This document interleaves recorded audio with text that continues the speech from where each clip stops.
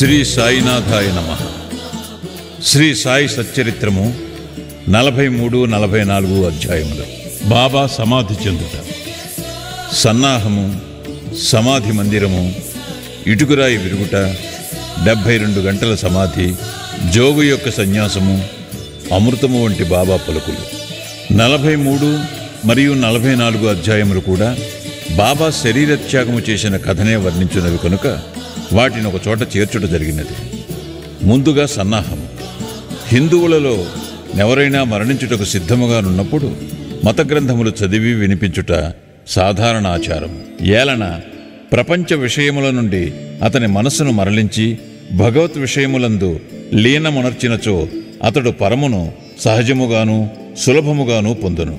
పరీక్షణ్ మహారాజు బ్రాహ్మణ ఋషిబాలునిచే శపింపబడి వారము రోజులలో చనిపోవుటకు సిద్ధముగా ఉన్నప్పుడు గొప్ప యోగియగు శుకుడు భాగవత పురాణమును ఆ వారములో బోధించాను. ఈ అభ్యాసము ఇప్పటికిని అలవాటులో ఉన్నది. చనిపోవుటకు సిద్ధముగానున్న వారికి గీత, భాగవతము మొదలగు గ్రంథములు చదివి వినిపించెదరు. కాని బాబా భగవంతుని అవతారమొకటిచే వారికట్టిది అవసరము లేదు.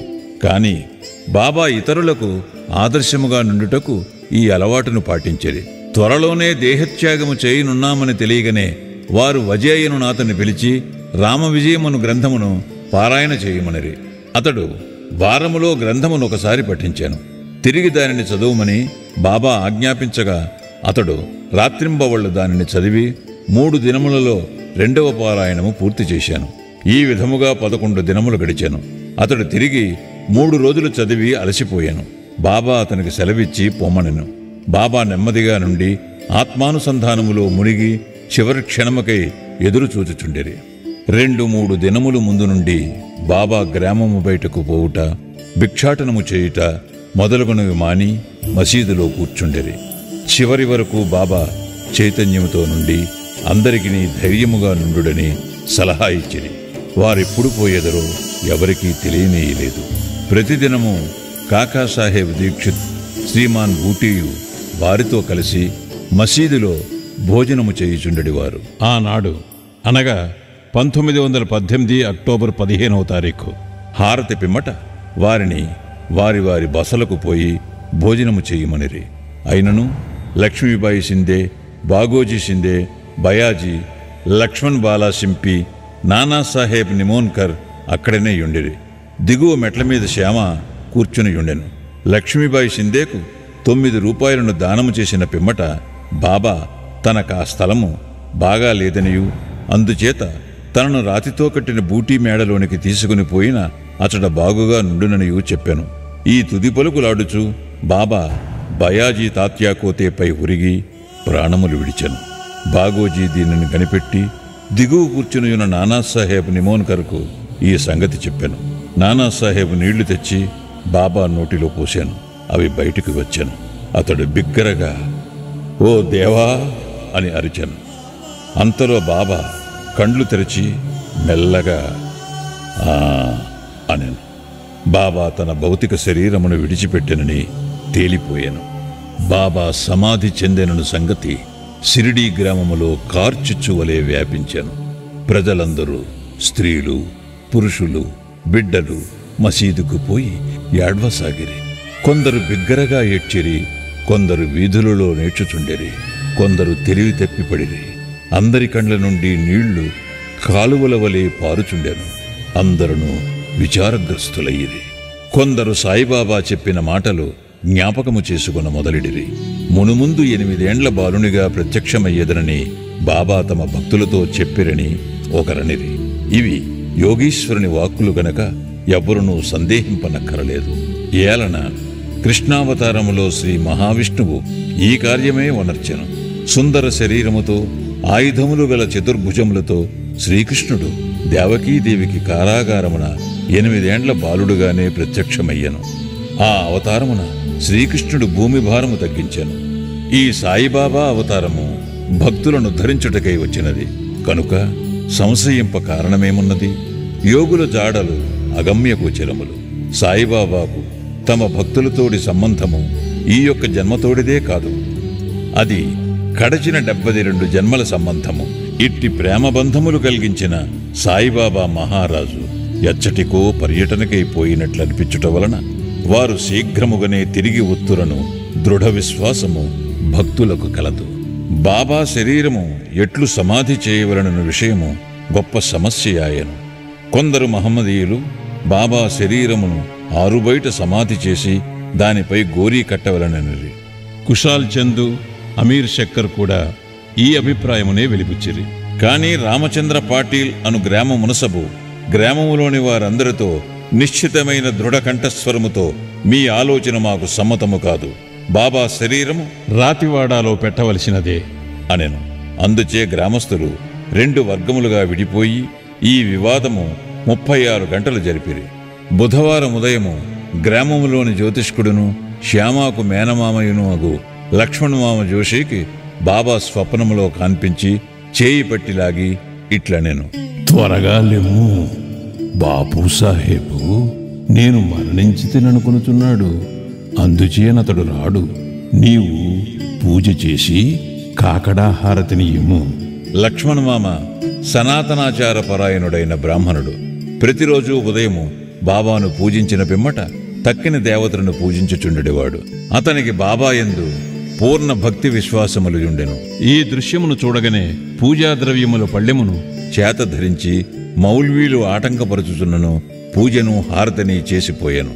మిట్ట మధ్యాహ్నము బాపూసాహెబ్ జోగ్ పూజా ద్రవ్యములతో అందరితో మామూలుగా వచ్చి మధ్యాహ్న హారతిని నెరవేర్చెను. బాబా తుది పలుకులను గౌరవించి ప్రజలు వారి శరీరమును వాడాలో ఉంచుటకు నిశ్చయించి అచటి మధ్యభాగమును త్రవ్వుట ప్రారంభించిరి. మంగళవారము సాయంకాలము రహతా నుండి సబ్ ఇన్స్పెక్టర్ వచ్చెను. ఇతరులు తక్కిన స్థలముల నుండి వచ్చిరి. అందరూ దానిని ఆమోదించిరి. ఆ మరుసటి ఉదయము అమీర్భాయ్ బొంబాయి నుండి వచ్చెను. కోపర్గాము నుండి మామల్తదారు వచ్చెను. ప్రజలు భిన్నాభిప్రాయములతో ఉన్నట్లు తోచెను. కొందరు బాబా శరీరమును బయటనే సమాధి చేయవలనని పట్టుబట్టిరి. కనుక మామల్తదారు ఎన్నిక ద్వారా నిశ్చయించవలనని అనెను. వాడాను ఉపయోగించుటకు 2 రెట్ల కంటే ఎక్కువ ఓట్లు వచ్చెను. అయినప్పటికీ జిల్లా కలెక్టర్తో సంప్రదించవలనని అతడనెను. కనుక కాకాసాహెబ్ దీక్షిత్ అహ్మద్నగర్ పోవుటకు సిద్ధపడెను. ఈ లోపల బాబా ప్రేరేపణ వల్ల 2వ పార్టీ యొక్క మనస్సు మారెను. అందరూ ఏకగ్రీవముగా బాబాను వాడాలో సమాధి చేయుటకు అంగీకరించిరి. బుధవారము సాయంకాలము బాబా శరీరమును ఉత్సవముతో వాడాకు తీసుకుని పోయిరి. మురళీధరుని కొరకు కట్టిన చోట శాస్త్రోక్తముగా సమాధి చేసిరి. యథార్థముగా బాబాయే మురళీధరుడు. వాడా దేవాలయమయ్యను, అది ఒక పూజామందిరమాయను. అనేక మంది భక్తులచ్చటికి పోయి శాంతి సౌఖ్యములు పొందుచున్నారు. ఉత్తర క్రియలు బాలాసాహెబ్ బాటే ఉపాసినీ బాబా నెరవేర్చిరి. ఉపాసినీ బాబా బాబాకు గొప్ప భక్తుడు. ఈ సందర్భములో ఒక విషయము గమనించవలను. ప్రొఫెసర్ నార్కే కథనము ప్రకారము బాబా శరీరము 36 గంటలు గాలి పట్టినప్పటికీ అది బిగిసిపోలేదు. అవయవములన్నీ సాగుచుండెను. వారి కఫనీ చింపకుండా సులభముగా తీయగలిగిరి. ఇటుకరాయి విరుగుట. బాబా భౌతిక శరీరమును విడుచుటకు కొన్ని దినముల ముందు ఒక దుశ్శకనమయ్యను. మసీదులో ఒక పాత ఇటుకయుండెను. బాబా దానిపై చేయి వేసి ఆనుకొని కూర్చుండువారు. రాత్రులందు దానిపై ఆనుకొని ఆసనస్థులగుచుండిరి. అనేక సంవత్సరములిట్లు గడిచెను. ఒకనాడు బాబా మసీదులో లేనప్పుడు ఒక బాలుడు మసీదును శుభ్రపరచుచూ దానిని చేతితో పట్టుకుని ఉండగా అది చేతి నుండి జారి కింద పడి 2 ముక్కలైపోయాను. ఈ సంగతి బాబాకు తెలియగానే వారు మిగులు చింతించి ఇట్లు ఏడ్చిరి. ఇటుక కాదు, నా అదృష్టమే ముక్కలు ముక్కలుగా విరిగిపోయినది. అది నా జీవితపు తోడు నీడ. దాని సహాయము వలననే నేను ఆత్మానుసంధానము చేయుచుండెడివాడను. నా జీవితమునందు నాకెంత ప్రేమయో దానియందు నాకంత ప్రేమ. ఈరోజు అది నన్ను విడిచినది. ఎవరైనా ఒక ప్రశ్న అడగవచ్చును. బాబా నిర్జీవియకు ఇటుక కోసం ఇంత విచారపడనేలా? అందులోకి హేమాడ్ పంతు ఇట్లు సమాధానమిచ్చాను. యోగులు బీదవారికి నిస్సహాయులకు సహాయము చేయుటకై అవతరించెదరు. వారు ప్రజలతో కలిసి మసులున్నప్పుడు ప్రజల వలె నటింతురు. వారు మనవలే బాహ్యమునకు నవ్వెదరు, ఆడెదరు, ఏడ్చెదరు. కానీ లోపల వారు శుద్ధ చైతన్యులై వారి కర్తవ్య విధులను ఎరుగుదురు. 72 గంటల సమాధి. ఇటుక విరుగుటకు 32 సంవత్సరములకు పూర్వము అనగా 1886 సంవత్సరములో బాబా సీమోల్లంఘనము చేయ ప్రయత్నించాను. ఒక మార్గశిర పౌర్ణమి నాడు బాబా ఉబసము వ్యాధితో మిక్కిలి బాధపడుచుండాను. దానిని తప్పించుకున్నట్టుకై బాబా తన ప్రాణమును పైకి తీసుకుని పోయి సమాధిలో ఉండవలననుకుని భక్త మహల్సాపతితో ఇట్లనిరి: నా శరీరమును 3 రోజుల వరకు కాపాడుము. నేను తిరిగి వచ్చినట్లయినా సరే, లేని ఎడల నా శరీరమును ఎదురుగా ఉన్న ఖాళీ స్థలములో పాతిపెట్టి గుర్తుగా 2 జెండాలను పాతుము అని స్థలమును చూపిరి. ఇట్లనుచూ రాత్రి 10 గంటలకు బాబా క్రింద కూలెను. వారి ఊపిరి నిలిచిపోయాను. వారి నాడి కూడా ఆడకుండెను. శరీరములో నుండి ప్రాణము పోయినట్లుండెను. ఊరి వారందరూ అచ్చట చేరి న్యాయ విచారణ చేసి బాబా చూపిన స్థలములో సమాధి చేయుటకు నిశ్చయించిరి. కాని మహల్సాపతి అడ్డగించెను. తన ఒడిలో బాబా శరీరమునుంచుకొని 3 రోజులట్లే కాపాడుచూ కూర్చుండెను. 3 దినముల పిమ్మట తెల్లవారుజామున 3 గంటలకు బాబా శరీరములో ప్రాణమున్నట్లు కనిపించెను. ఊపిరి ఆడ ఆరంభించెను. కడుపు కదలెను. కండ్లు తెరచెను. కాళ్ళు చేతులు సాగదీచు బాబా లేచెను. దీనిని బట్టి చదువరులు ఆలోచించవలసిన విషయమేమనా, బాబా 3 మూరల శరీరమా లేక లోపలనున్న ఆత్మయ? పంచభూతాత్మకమగు శరీరము నాశనమగు. శరీరము అశాశ్వతము గాని లోనున్న ఆత్మ పరమ సత్యము, అమరము, శాశ్వతము. ఈ శుద్ధ సత్తాయే బ్రహ్మము. అదే పంచేంద్రియములను మనస్సును స్వాధీనమందుంచుకున్నది, పరిపాలించున్నది. అది ఏ సాయి. అది ఏ ఈ జగత్తునందు గల వస్తువులన్నిటి యందు వ్యాపించియున్నది. అది లేని స్థలము లేదు.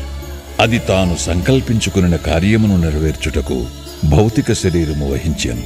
దానిని నెరవేర్చిన పిమ్మట శరీరమును విడిచెను. సాయి ఎల్లప్పుడూ ఉండువారు. అట్లనే పూర్వము గాణుగాపురములో వెలసిన దత్తదేవుని అవతారమగు శ్రీ నరసింహ సరస్వతియు వారు సమాధి చెందుట బాహ్యమునకే గాని సమస్త చేతనాచేతనములందు కూడా ఉండి వానిని నియమించువారును పరిపాలించువారును వారే. ఈ విషయము ఇప్పటికిని సర్వస్య శరణాగతి చేసిన వారికిని మనస్ఫూర్తిగా భక్తితో పూజించువారికిని అనుభవనీయమైన సంగతి. ప్రస్తుతము బాబా రూపము చూడ వీలు లేనప్పటికీ మనము షిరిడీకి వెళ్ళినచో వారి జీవితమెత్తు పటము మసీదులోనున్నది. దీనిని శ్యామరావు జైకర్ అను గొప్ప చిత్రకారుడును బాబా భక్తుడను వ్రాసియున్నాడు. భావుకుడు భక్తుడునైన ప్రేక్షకునికి ఈ పటము ఈనాటికినీ బాబాను భౌతిక శరీరముతో చూచినంత తృప్తి కలుగు చెయ్యను. బాబాకు ప్రస్తుతము భౌతిక శరీరము లేనప్పటికీ వారక్కడనే కాక ప్రతి చోటను నివసించుచు పూర్వము వలనే తమ భక్తులకు మేలు చేయుచున్నారు. బాబా వంటి యోగులు ఎన్నడూ మరణించరు. వారు మానవులోలే కనిపించినను నిజముగా వారే దైవము. బాపూసాహెబ్ జోగు సన్యాసము. జోగు సన్యాసము పుచ్చుకొనిన కథతో హేమాడ్ పంతు ఈ అధ్యాయమును ముగించుచున్నారు. సఖారాం హరి ఉరఫ్ బాపూసాహెబ్ జోగ్ పూణే నివాసియకు సుప్రసిద్ధ వార్కరి విష్ణుబువా జోగ్ గారికి చిన్నాయన. 1909వ సంవత్సరమున సర్కారు ఉద్యోగము నుండి విరమించిన తరువాత భార్యతో షిరిడీకి వచ్చి నివసించుచుండెను. వారికి సంతానము లేకుండెను. భార్యాభర్తలు బాబాను ప్రేమించి బాబా సేవయందే కాలమంతయు గడుపుచుండెరి. మేఘశ్యాముడు చనిపోయిన పిమ్మట బాపూసాహెబ్ జోగ్ మసీదులోనూ చావడిలోనూ కూడా బాబా మహాసమాధి పొందు వరకు హారతి ఇచ్చుచుండెను. అదీనూగాక ప్రతిరోజు సాఠేవాడాలో జ్ఞానేశ్వరియు ఏకనాథ భాగవతమును చదివి వినవచ్చిన వారందరికీ బోధించుచుండెను. అనేక సంవత్సరములు సేవ చేసిన పిమ్మట జోగ్ బాబాతో, నేనిన్నాళ్ళు నీ సేవ చేసి తిని నా మనసు ఇంకనూ శాంతము కాలేదు. యోగులతో సహవాసము చేసినను నేను బాగు కాకుండుటకు కారణమేమి? ఎప్పుడు కటాక్షించెదవు అనెను. ఆ ప్రార్థన విని బాబా, కొద్ది కాలములో నీ దుష్కర్మల ఫలితము నశించును, నీ పాపపుణ్యములు భస్మమగును. ఎప్పుడు నీవు అభిమానమును పోగొట్టుకుని మోహమును రుచిని జయించెదవో, ఆటంకములన్నిటినీ కడచెదవో, హృదయపూర్వకముగా భగవంతుని సేవించుచు సన్యాసమును పుచ్చుకొనదెవో, అప్పుడు నీవు ధన్యుడు అయ్యెదవు అనిరి. కొద్ది కాలము పిమ్మట బాబా పలుకులు నిజమాయను. అతని భార్య చనిపోయాను. అతనికి ఇంకొక అభిమానమేదియూ లేకుండాటచే అతడు స్వేచ్ఛాపరుడై సన్యాసమును గ్రహించి తన జీవిత పరమావధిని పొందెను. అమూర్తతుల్యమగు బాబా పలుకులు. దయాదాక్షిణ్యమూర్తియగు సాయిబాబా పెక్కుసారులు మసీదులో ఈ దిగువ మధురవాక్యములు పలికిరి. ఎవరైతే నన్ను ఎక్కువగా ప్రేమించెదరో వారు ఎల్లప్పుడూ నన్ను దర్శించెదరు. నేను లేక ఈ జగత్తంతయు వారికి శూన్యము. నా కథలు తప్ప మరేమియూ చెప్పడు. సదా నన్నే ధ్యానము చేయును. నా నామమునే ఎల్లప్పుడూ జపించుచుండును. ఎవరైతే సర్వస్వ శరణాగతి చేసి నన్నే ధ్యానింతురో వారికి నేను రుణస్థుడను. వారికి మోక్షమునిచ్చి వారి రుణము తీర్చుకొనెదను. ఎవరైతే నన్నే చింతించుచు నాగూర్చియే దీక్షతో నుందురో, ఎవరైతే నాకర్పించనిదే ఏమీ తినరో అట్టి వారిపై నేను ఆధారపడి ఉందును. ఎవరైతే నా సన్నిధానమునకు వచ్చెదరో వారు నది సముద్రములో కలిసిపోయినట్లు నాలో కలిసిపోదురు. కనుక నీవు గర్వము అహంకారము లేశమైన లేకుండా నీ హృదయములో ఉన్న నన్ను సర్వస్వ శరణాగతి వేడవలను. నేననగానెవ్వరో సాయిబాబా ఎన్నోసార్లు బోధించిరి. వారిట్లనిరి: నన్ను వెతుకుటకు నీవు దూరముగా కాని మరెచ్చటికీ గాని పూనక్కరలేదు. నీ నామము నీ ఆకారము విడిచినచో నీలోనే గాక అన్ని జీవులలోనూ చైతన్యము లేదా అంతరాత్మయని ఒకటుండును. అదే నేను. దీనిని నీవు గ్రహించి నీలోనే కాక అన్నిటిలోనూ నన్ను చూడుము.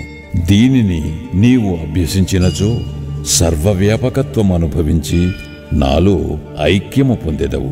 హేమాడ్ పంతు చదువురులకు ప్రేమతో నమస్కరించి వేడునదేమనగా, వారు వినయ విధేయతలతో దైవమును, యోగులను, భక్తులను ప్రేమింతురుగాక. బాబా పెక్కుసారులు: ఎవరైతే ఇతరులను నిందించెదరో వారు నన్ను హింసించిన వారగుదురు. ఎవరైతే బాధలనుభవించెదరో ఓర్చుకొందురో వారు నాకు ప్రీతి గూర్చెదరు అని చెప్పిరి కదా. బాబా సర్వవస్తు జీవ సముదాయములో ఐక్యమయ్యున్నారు. భక్తులకు నలుప్రక్కలా నిలిచి సహాయపడెదరు. సర్వజీవులను ప్రేమించుట తప్ప వారు మరేమియూ కోరరు. ఇట్టి శుభమైన పరిశుభ్రమైన అమృతము వారి పెదవుల నుండి స్రవించుచుండెను. హేమాడ్ పంతు ఇట్లు ముగించుచున్నారు: ఎవరు బాబా కీర్తిని ప్రేమతో పాడెదరో, ఎవరు దానిని భక్తితో వినెదరో ఉభయులను సాయితో ఐక్యమగుదురు. శ్రీ సాయినాథాయ నమః. 43, 44 అధ్యాయములు సంపూర్ణము. సద్గురు శ్రీ సాయినాథార్పణమస్తు. శుభం భవతు. 6వ రోజు పారాయణము సమాప్తము.